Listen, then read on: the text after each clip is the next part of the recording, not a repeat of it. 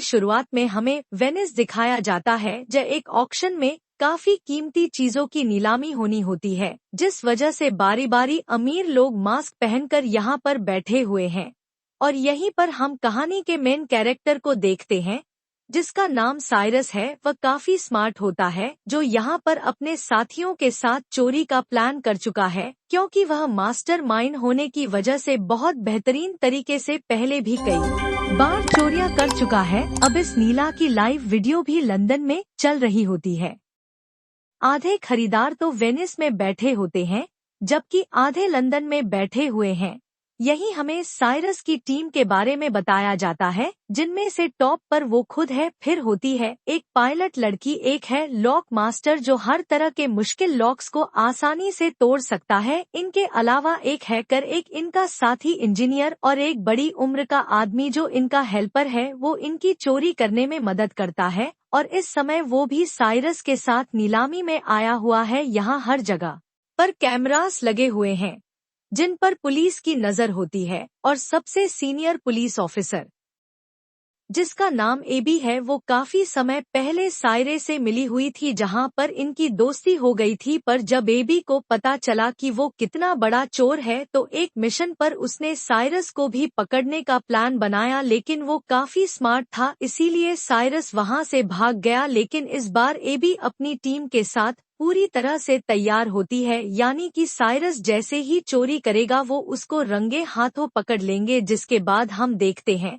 कि नीलामी अब शुरू हो गई है। सबसे पहले एक काफी महंगी पेंटिंग को लाया जाता है, जिसकी बोली 1 करोड़ की लगती है, मगर आखिर समय में वो 2 करोड़ की बिक जाती है। पर साइरस और उसके साथी, जो पहले से उस पेंटिंग को चुराने की फिराक में बैठे हुए थे, ये उस पेंटिंग को कस्टमर तक पहुंचने से पहले ही चोरी कर लेते हैं, जिसको उसी समय ब्लैक मार्केट में 2 करोड़ का बेच भी दिया जाता है। जिसके बाद बारी आती है सबसे खास चीज की, जो एक जबरदस्त क्रिएशन है। इसकी ओनर ने इस क्रिएशन को बहुत मेहनत से बनाया है, जिसका नाम एनएफटी होता है। और क्योंकि इसको बनाने वाला क्रिएटर अपनी पहचान बताना नहीं चाहता था, इसलिए उसने चेहरे पर मास्क लगाया हुआ होता है। अब यह क्रिएशन एनएफटी में तकरीबन 200 कैमरा लगे हुए हैं, जो वीडियो रिकॉर्ड करके बहुत अच्छी वीडियो एडिट कर देते हैं।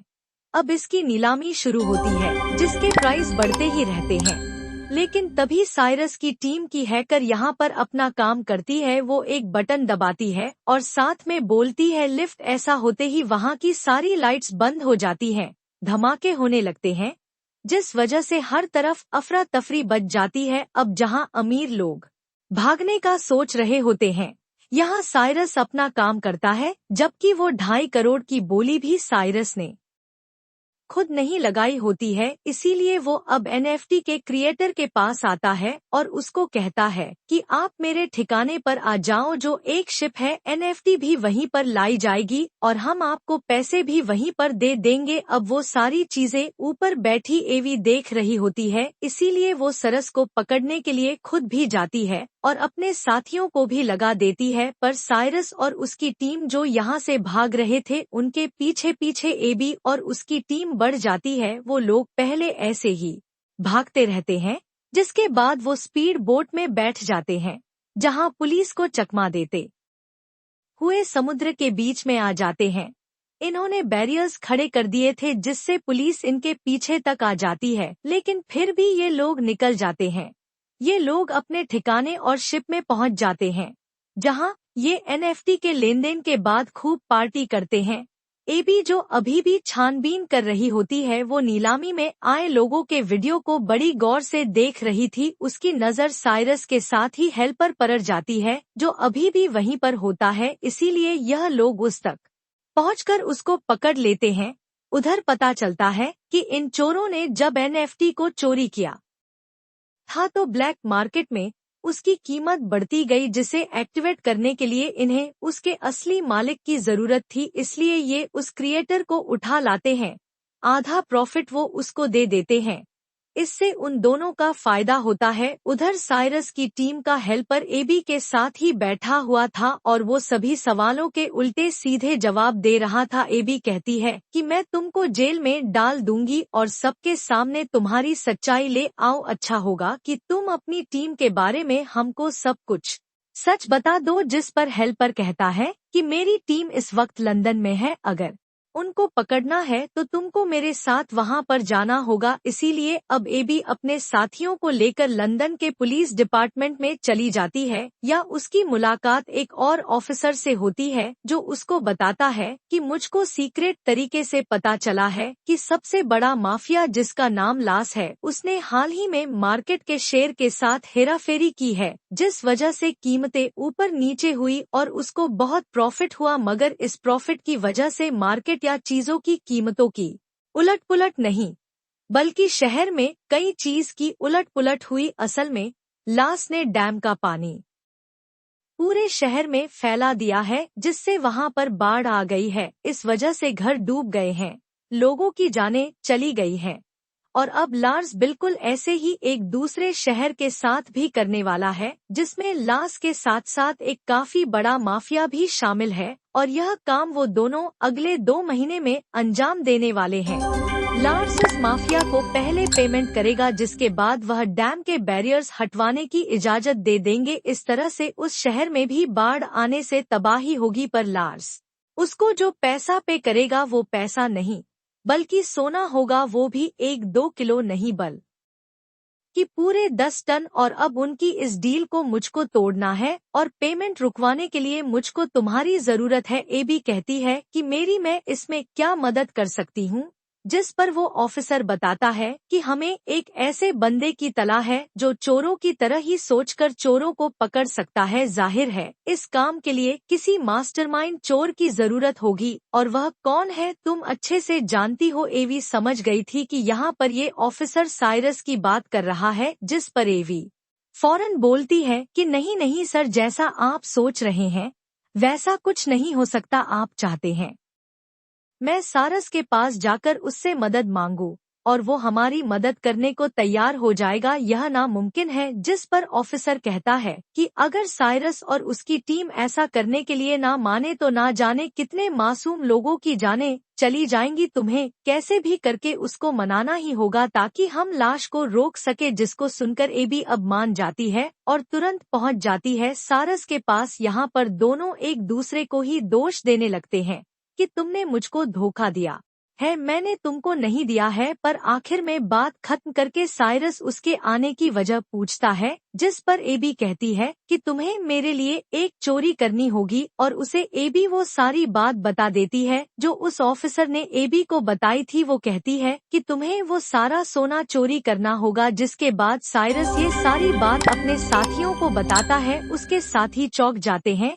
जिस पर साइरस कहता है कि मैं समझ सकता हूँ कि यह काम बहुत मुश्किल है, लेकिन यह करना भी बेहद जरूरी है, क्योंकि अगर वह अपने प्लान में कामयाब हो जाते हैं तो पूरा शहर बाढ़ में बह जाएगा, जिससे काफी मासूम जाने जाएंगे। लेकिन यह मिशन बहुत मुश्किल होने वाला था, क्योंकि इनको सोना प्लेन से चोरी करना था और प्लेन में ला के गुंडे भी मौजूद थे। इसलिए यहाँ पर साइरस और उसकी टीम अपने काम में लग जाते हैं कि वह कैसे अपने इस मिशन को अंजाम देंगे। यहाँ सबसे पहले हैकर बताती है कि अगर हम बिल्कुल वैसा ही दिखने वाला प्लेन बना ले तो चोरी करना आसान हो जाएगा, पर सवाल यह है कि वैसा प्लेन आएगा कहाँ से। इस पर साइरस कहता है कि नीलामी घर में मैं एक अमीर लड़की से मिला था जो प्लेन के लेनदेन में काम करती है। उसके पास एक ऐसा प्लेन है जो थोड़ा बहुत उससे मिलता जुलता है, जिससे हम खुद चेंज करके वैसा बना सकते हैं।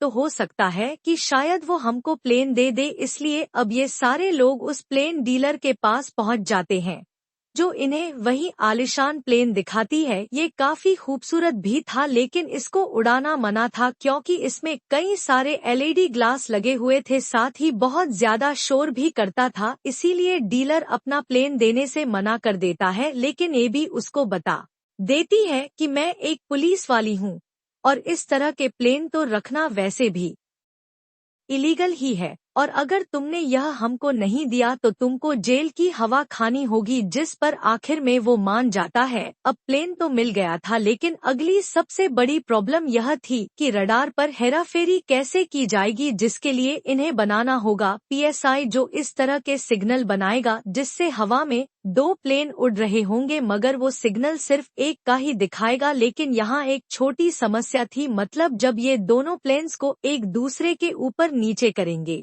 तो कुछ समय के लिए रडार पर ये दोनों प्लेन्स नजर आएंगे जो हेड क्वार्टर में बैठ रहे लोग देख लेंगे, इसलिए इन्हें वहां अपने किसी खास आदमी को बैठाना होगा। जिस पर एबीके कहती है कि एयरपोर्ट पर मैं एक ऑफिसर को जानती हूँ जो मेरा दोस्त है, वो वहीं बैठा होगा तो हमारा काम वो कर देगा। इसलिए यह सब अब उस ऑफिसर से मिलते हैं जो हैंडीकैप था और वो व्हीलचेयर पर होता है। ये अपनी बात उसके सामने रखते हैं, लेकिन वो ऐसा करने से मना कर देता है। वो कहता है कि सॉरी, मैं यह काम नहीं करूंगा क्योंकि इसमें चोरी शामिल है, और वो भी उसके लिए जो शहर का सबसे बड़ा माफिया लास है। नहीं, बिल्कुल भी नहीं। पर तभी सारस कहता है कि मैं इस काम के बदले तुम्हें 10 लाख दूंगा, जिसके लिए वह ऑफिसर मान जाता है। इसीलिए यह सारी टीम अपने अपने काम पर लग जाती है और इस प्लेन को यह लोग बदलने लगते हैं, जिसके बाद पीएसआई की मशीन बनाई जाती है जो सिग्नल्स में हेराफेरी करेगी, जिसका साइज बहुत बड़ा लग रहा था, जो किसी बॉम्ब से कम नहीं लग रही थी। इसलिए एबी हैकर को कहती है कि ऐसा करो कि इस पीसी मशीन के छोटे छोटे कई सारे हिस्से बना दो जो हर एक मेंबर को दिया जाएगा, ताकि वो पूरे प्लेन में इसको अलग अलग जगह पर लगा सके। इस तरह काम आसानी से हो जाएगा, जिसके लिए हैकर मान जाती है और काफी मेहनत करने के बाद वो पीएसआई मशीन के अलग अलग हिस्से बना देती है। जिसके बाद आखिर इनका फाइनल दिन आ जाता है, जहां सब लोग अपने अपने हिसाब से तैयार हो जाते हैं। इन्होंने आधे टिकट बिजनेस क्लास के लिए थे और आधे इकोनॉमी क्लास के, ताकि ये लोग पूरे प्लेन में फैल जाए। जहां पर इनको पता चलता है कि लास्ट के 2 गुंडे बिजनेस क्लास में हैं और 3 गुंडे इकोनॉमी क्लास में हैं, जबकि बाकी के 10 लोग नीचे सोने के साथ हैं।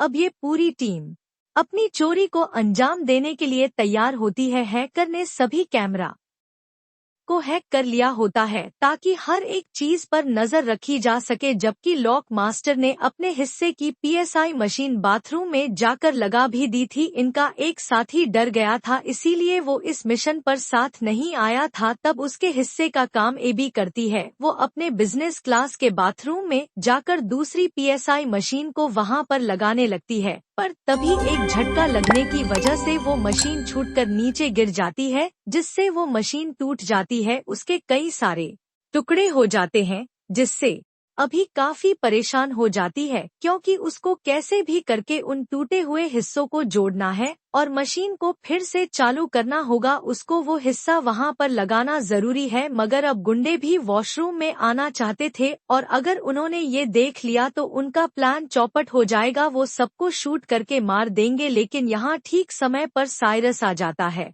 और अब ये दोनों मिलकर मशीन को जोड़कर वहां पर लगा देते हैं, जबकि पायलट अपनी स्मार्टनेस से अपने प्लेन को उस बड़े प्लेन के नीचे ले आती है। साथ ही पीएसआई के एक्टिवेट होने का वेट करने लगती है ताकि दोनों प्लेन्स का रडार एक ही सिग्नल दे। इसलिए अब हेड क्वार्टर के रडार में 2 ही प्लेन्स के सिग्नल आ रहे थे, जिसे देखकर एयरपोर्ट ऑफिसर की साथी कहती है कि हमको इस बारे में ऊपर खबर देनी चाहिए। जिस पर वो ऑफिसर जो एबी का साथी है वो जवाब देता है कि शायद ही मामूली सी खामी होगी जो 2-3 मिनट में ठीक हो जाएगी। वो उसको अपनी बातों में उलझाने लगता है। जिस बीच पीएसआई के एक्टिवेट होते ही पायलट अपने वाले प्लेन को दूसरे प्लेन से कनेक्ट कर लेती है और ऐसा होते ही सिग्नल मिलने लगते हैं और रडार पर एक ही प्लेन शो होने लगता है, जिसके होते ही वो ऑफिसर अपने साथी को दिखाकर कहता है कि देखो, मैंने कहा था ना, यह खराबी है और जल्दी ही ठीक हो जाएगी। अब उधर लॉक मास्टर नीचे वाले एरिया में पहुंच जाता है जहां सोने वाली तिजोरी पड़ी हुई है। वो अपनी हाईटेक मशीन को तिजोरी पर लगा देता है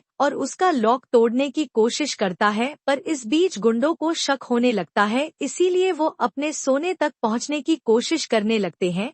अब इस बात की खबर सरस को भी पता चल जाती है, इसलिए वो उनको रोकने की कोशिश करता है, जिससे अब उन सब चोरों की लाश के गुंडे से लड़ाई शुरू हो जाती है। इनकी जबरदस्त लड़ाई होने लगती है, वो भी चलते हुए प्लेन में, जिस वजह से झटका लगने की वजह से पायलट को लगता है कि प्लेन में कोई गड़बड़ है, इसलिए वो तुरंत हेडक्वार्टर में खबर देता है। तब एबी के साथी ऑफिसर उसे कहता है कि मौसम खराब है, इसलिए आपको पास के हवाई अड्डे पर प्लेन को उतारना होगा। उसकी बात मानकर पायलट प्लेन को उतारने लगता है, पर यह जगह प्लेन को लैंड कराने के लिए छोटी है, जिस वजह से उस पायलट को काफी मुश्किल होती है, लेकिन वो जैसे तैसे प्लेन को उस छोटे से हवाई अड्डे पर उतार लेता है। इसीलिए अब साइरस की पायलट साथ भी प्लेन को वहां पर लैंड करवा लेती है, पर इस बात का लास को भी पता चल जाता है कि हमारा प्लेन हाईजैक हो गया है। जहां उसको लैंड करवाना था वहां होने के बजाय वो कहीं और ही लैंड हो गया है। इसीलिए लास अपने साथियों को कहता है कि जो कोई भी मेरे सोने को मुझ तक पहुंचने से रोक रहा है, उनको खत्म कर दो या फिर मेरे पास लेकर आओ, इस तरह मेरा सोना मुझ तक आ जाएगा। उधर लॉक मास्टर साइरस से माफी मांगता है कि प्लीज मुझको माफ कर दो, मैं टाइम के अंदर लॉक को तोड़कर सोना नहीं चुरा पाया। अब ये सोना गुंडों और उनके साथ ही माफिया लास के हाथ लग जाएगा और यह अपनी खतरनाक डील कर लेंगे। अब इनके पास और कोई रास्ता नहीं होता है, इसलिए गुंडों के साथ सोना समेत ये लोग लास के पास जाने लगते हैं। इन्हें प्लेन के जरिए इनकी पायलटी न को लेकर जा रही होती है। उधर लास के पास माफिया भी आ जाती है। वो चाहती थी कि डील होते ही जल्द से जल्द शहर में बाढ़ आए, ताकि मार्केट के शेयर्स ऊपर नीचे होने से दोनों के फायदे हो। लेकिन उस माफिया को भी पता चल जाता है कि जिस प्लेन के जरिए इनका सोना आ रहा था वो हाईजैक हो गया है।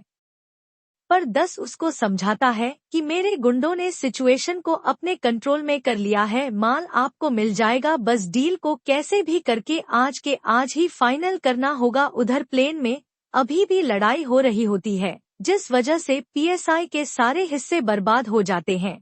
ऐसा होने से अब हेडक्वार्टर के रडार में दोनों प्लेन्स दिखने लगते हैं। तब प्लेन को ट्रेस करके गवर्नमेंट अपने फाइटर जेट्स को प्लेन के पीछे भेज देती है और हमला करने के लिए कहती है। लेकिन यहाँ साइरस और पायलट अपना दिमाग लगाते हैं और ये प्लेन को उल्टा करके उसमें लिख देते हैं कि में लोग हैं, इसलिए हम पर हमला ना किया जाए। इसीलिए फिलहाल वो फाइटर जेट्स उन पर हमला नहीं करते हैं, बल्कि वो उनका पीछा करने लगते हैं, ताकि जब ये प्लेन लैंड हो तो पुलिस वाले आकर इन सभी को सेव कर सके या फिर इस सिचुएशन को हैंडल कर सके। जिसके बाद अब ये प्लेन लैंड होता है लास के महल के ग्राउंड में, जो उसके घर के ग्राउंड को बर्बाद कर देता है। और सिर्फ यही नहीं, बल्कि ये उसके घर की सिक्योरिटी वॉल को तोड़कर अंदर घुस जाते हैं और ऐसा होते ही सारा सोना भी निकलकर नीचे गिर जाता है। ये देखकर माफिया लास को कहती है कि अब तो मैं सारा सोना भी ले जाऊंगी, साथ ही हमारी डील भी कैंसिल है। जो कहकर वो वहां से जाने लगती है, पर लार्स जिसको गुस्सा आ गया था वो उसको शूट करके मार डालता है। तभी वहां पर पुलिस भी आ जाती है, जो इनका पीछा कर रही थी। वो इन्हें चारों ओर से घेर लेती है। पुलिस जैसे ही लार्स को पकड़ने लगती है, वो कहता है कि यह मेरा अपना घर है और यह सब चोर हैं जो उस माफिया औरत के साथ डील करने आए थे। असली गुनहगार ये सब है, इन्होंने ही माफिया को मारा था, तो आप इनको पकड़े और मेरे घर को जल्द से जल्द खाली कर दें। पर यहाँ साइरस अपना दिमाग लगाता है, जो प्लेन के एलईडी ग्लास और एनएफटी क्रिएशन के रिकॉर्डिंग से पुलिस को यह दिखा देता है कि असली गुनहगार लार्स ही है। इसने ही औरत माफिया से सोने की डील की थी, पूरे शहर को बर्बाद करने की प्लानिंग भी इसी की थी। इसलिए लार्स को पुलिस गिरफ्तार कर लेती है। इस मिशन में एबी और लंदन का ऑफिसर भी शामिल थे, जिनका मकसद है इस डील को रोकना। तो इसमें कामयाब होने की वजह से वो सारा सोना पुलिस अपने साथ ले जाती है। मतलब इतने मुश्किल हालात का सामना करने के बाद भी इन चोरों के हाथ में कुछ नहीं लगता है, लेकिन फिर भी एबी साइरस की टीम का हिस्सा बन जाती है। यहाँ एबी जब बच्ची थी तो उसे एक पेंटिंग काफी पसंद आ गई थी, जो अब साइरस उसको गिफ्ट करने का सोचता है, ताकि एबी उससे इम्प्रेस हो जाए और ये लोग फिर से एक हो जाएं। और अब यहाँ पर सबसे बड़ी बात सामने आती है। असल में लॉक मास्टर ने तिजोरी को तोड़कर सारा सोना पहले ही वहां से निकाल लिया था। वहां असली सोने की बजाय नकली सोना रख दिया गया था और इस तरह से नाटक किया जैसे वह तिजोरी रही ना पाया हो, यानी कि जो सोना पुलिस के हाथ लगा था दरअसल में वो सोना नकली था, जबकि असली गोल्ड तो उसी समय आसमान से ही गायब कर दिया गया था और ये लोग उसे अपने ठिकाने पर भिजवा भी चुके थे। यानी कि यह चोर एक बार फिर अपने मास्टरमाइंड की वजह से इतने बड़े सोने की चोरी को अंजाम दे चुके थे, जिसके बाद ये सब लोग अपना सोना लेने के लिए जाते हैं जहां पर ये एक दूसरे से गले लगते हैं। इनकी खुशी का कोई ठिकाना नहीं होता है। ये अपनी जिंदगी के नए सफर पर और एडवेंचर करने के लिए तैयार हो जाते हैं, जिसके साथ यह कहानी यहीं पर खत्म हो जाती है। तो दोस्तों, मैं उम्मीद करता हूँ कि लिफ्ट की ये कहानी आपको पसंद आई होगी। बाकी फिलहाल आज के इस वीडियो में बस इतना ही, लेकिन हम फिर से जरूर मिलेंगे और वो भी एक और नई इंटरेस्टिंग कहानी के साथ। पर हमेशा की तरह तब तक के लिए धन्यवाद। Don't forget to subscribe my channel. Thanks for watching.